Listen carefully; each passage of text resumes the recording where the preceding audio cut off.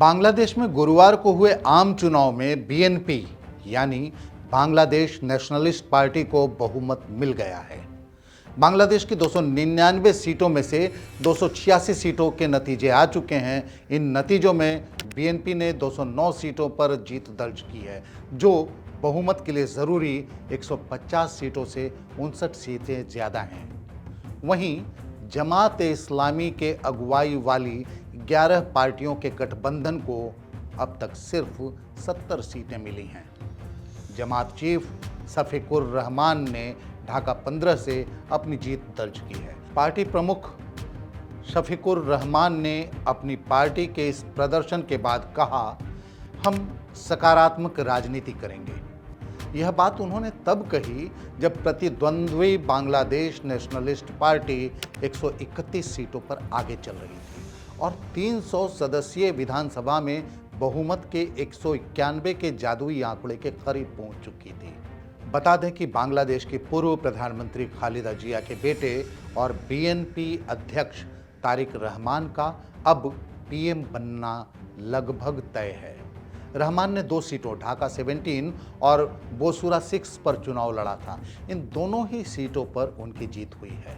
ध्यान रहे कि रहमान पिछले साल दिसंबर में 17 साल बाद देश लौटे थे।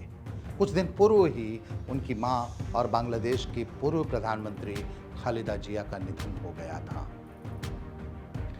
ये चुनाव बांग्लादेश की अंतरिम सरकार के कर्ता धर्ता मोहम्मद यूनुस की देखरेख में हुए। अंतरिम सरकार ने शेख हसीना की पार्टी अवामी लीग पर इस चुनाव में बैन लगा दिया गया था। याद रहे कि बांग्लादेश में जेन जी के सत्ता विरोधी आंदोलन के बाद बांग्लादेश की प्रधानमंत्री शेख हसीना को यह पद छोड़ना पड़ा था। आंदोलन इतना हिंसक हो चुका था कि शेख हसीना ने भारत की शरण ली थी। भारत में रह रही पूर्व बांग्लादेशी पीएम शेख हसीना ने इस चुनाव को पूरी तरह फर्जी और असंवैधानिक बताया है। उन्होंने कहा कि मोहम्मद यूनुस ने गैर कानूनी और असंवैधानिक तरीके से सत्ता पर कब्जा किया और उसी के तहत चुनाव कराए गए।